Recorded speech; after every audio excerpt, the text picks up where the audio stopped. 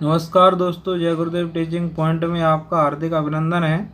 आज मैं आपके सामने इतिहास विशेषांक से संबंधित पार्ट 2 लेके आया हूँ, जो कि आपके लिए बहुत ही महत्वपूर्ण है। इतिहास से संबंधित गहन और सूक्ष्म अध्ययन हम वीडियो के माध्यम से कर रहे हैं। तो दोस्तों, पहला वीडियो मैंने इतिहास विशेषांक पार्ट 1 यानी भाग 1 मैंने डिस्क्रिप्शन में डाल दिया है, आप उसको देख सकते हैं। और ये दूसरा वीडियो है जो कि इतिहास विशेषांक का आगे का अध्ययन हम करेंगे। तो दोस्तों, आप इस वीडियो को शेयर करें, सब्सक्राइब करें और लाइक करना ना भूलें। वीडियो को अंत तक देखें, जिससे आपको गहन और सूक्ष्म जानकारी प्राप्त हो सकेगी। दोस्तों, आज हम इतिहास से संबंधित कुछ रचनाकार और उनकी जो कृतियां हैं उनके विषय में जानेंगे कि किस रचनाकार ने कौन सी कृति को लिखा। तो दोस्तों, आज हम ये जानने का प्रयास करेंगे कि ये रचनाकार हैं दोस्तों, और ये उनकी कृतियां हैं। तो दोस्तों, पहला रचनाकार जो हुए हैं वो है कलहड़। कलहड़ की जो कृति है वो राजतरंगिणी कहलाती है। दोस्तों, कलहड़ की रचना क्या है? राजतरंगिणी। बिल्हाड़ की रचना विक्रमादेवचरित। बिल्हाड़ जो हैं, जो कवि हो चुके हैं दोस्तों, तो इनकी रचना है विक्रमांक देवचरित। पद्मगुप्त जो रचनाकार हैं उनकी कृति है नवसाहक चरित। दोस्तों, ये परीक्षाओं में कई बार पूछते हैं, कभी इसको जोड़ों के रूप में पूछते हैं, मैचिंग मिलाने के लिए दे देते हैं कि किस कवि की कौन सी कृति है। तो इसलिए आप इसको विशेष फोकस करें इस पर और इसको नोट डाउन भी करें, क्योंकि कृतियों को तो परीक्षाओं में पूछा ही जाता है किस रचनाकार की कौन सी कृति है। तो अब आगे देखते हैं हेमचंद्र की जो कृति है वो कुमारपालिक चरित है। कुमारपालिक चरित ये किसकी कृति है? हेमचंद्र। नैषध सूर की कृति क्या है दोस्तों? नैषध सूर की कृति है हम्बोर काव्य। नैषध सूर की कृति क्या है? हम्बोर काव्य। आगे है दोस्तों जयानक जो रचनाकार हो चुके हैं उनकी कृति है पृथ्वीराज विजय। पृथ्वीराज विजय किसने लिखा? जयानक। पृथ्वीराज विजय जो कृत है वो किसके द्वारा कृत किया गया है? जयानक के द्वारा। वाक्यपत्यगुंज जो रचनाकार हुए हैं उनकी प्रसिद्ध रचना है गौड़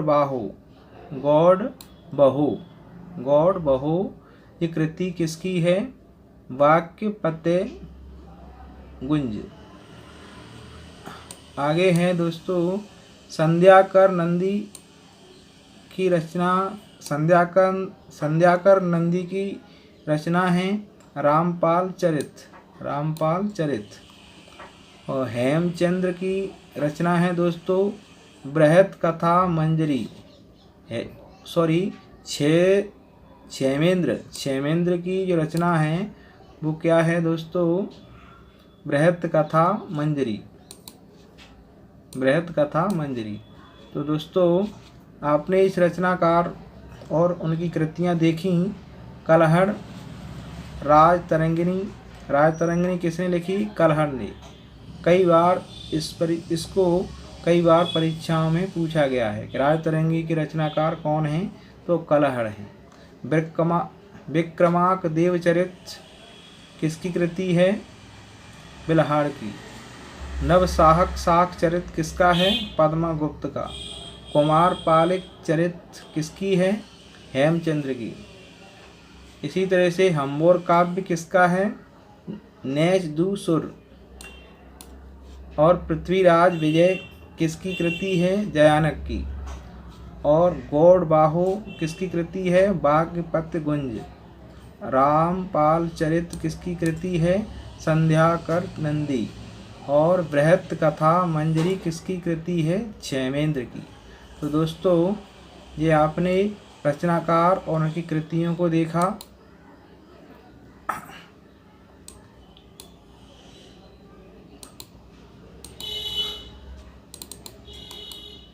दोस्तों, अब थोड़ा आगे देखते हैं।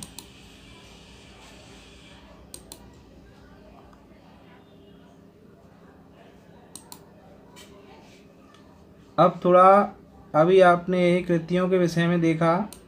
अब हम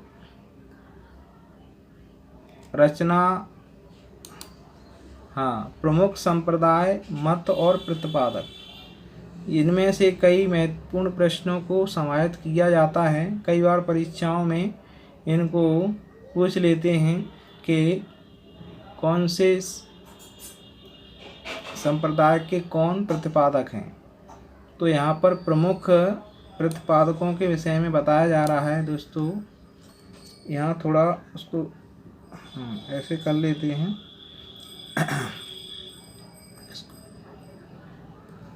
तो दोस्तों, प्रमुख संप्रदाय इसमें दिए गए हैं। यहाँ मत हैं उनके और प्रतिपादक, और एक प्रतिपादक हैं। तो दोस्तों, शुरू करते हैं। ये यहाँ पर प्रमुख 4 संप्रदाय दिए हैं जो भारतवर्ष में अलग अलग विचारधाराओं से जाने जाते हैं। कोई वैश्य संप्रदाय से संबंध रखता है, कोई ब्रह्म संप्रदाय से संबंध रखता है, कोई शनक संप्रदाय से संबंध रखता है, कोई रुद्र संप्रदाय। तो ये 4 संप्रदाय हैं जो हमारी भारतीय संस्कृति की प्रमुख पहचान बने हुए हैं। तो दोस्तों, पहला संप्रदाय है वैष्णव संप्रदाय। ये वैष्णव संप्रदाय विष्णु भगवान को मानते हैं। जो अवतार हुए हैं वो। जो दोस्तों, प्रमुख संप्रदाय, मत और प्रतिपादक के विषय में अब समझते हैं। तो वैष्णव संप्रदाय वैष्णव संप्रदाय का मत क्या है? विशिष्टाद्वैत को ये विशेष महत्व देते हैं और इनके प्रतिपादक हैं रामानुज। वैष्णव संप्रदाय के प्रतिपादक कौन है? रामानुज। और इनका जो मत है वो विशिष्टाद्वैत है। वैष्णव संप्रदाय का मत क्या है? विशिष्टाद्वैत, और इनके प्रतिपादक हैं रामानुज। दूसरी विचारधारा से संबंध रखते हैं ब्रह्म संप्रदाय के प्रतिपादक कौन हैं? निम्बार्क। और इनका मत है द्वैताद्वैत इनका मत है। किनका मत है? ब्रह्म संप्रदाय का। अब तीसरा है शनक संप्रदाय के प्रतिपादक कौन है? वल्लभाचार्य। शनक संप्रदाय के प्रतिपादक वल्लभाचार्य हैं और इनका मत है शुद्धाद्वैत, ये इनका मत है। और चौथा है रुद्र संप्रदाय। ये शंकराचार्य से संबंध रखता है और जो अद्वैतवाद को महत्व देते हैं। अद्वैतवाद का मतलब है कि वहाँ 2 ना हो, केवल एक हो। और द्वैतवाद में होते हैं 2, यानी आत्मा और परमात्मा। और यहाँ पर केवल आत्मा को ही आत्मा या ईश्वर को मानते हैं शंकराचार्य। अद्वैत वहाँ एक ही है, या तो आत्मा या फिर परमात्मा। वो इस पर ध्यान देते हैं कि एक ही रहेगा। अगर 2 करोगे तो फिर ध्यान लग ही नहीं सकता। तो इस तरीके से शंकराचार्य के विषय में जो मत हैं वो रुद्र संप्रदाय से संबंध रखते हैं। हालांकि इसकी डेफिनेशन फिर समय मिला तो फिर मैं बता दूंगा कि इनकी डेफिनेशन क्या है, इनका अर्थ क्या है, कि विशिष्टाद्वैत क्या है, द्वैताद्वैत क्या है, शुद्धाद्वैत क्या है। इसलिए इनकी अगर हम व्याख्या करेंगे तो वीडियो लंबा हो जाएगा।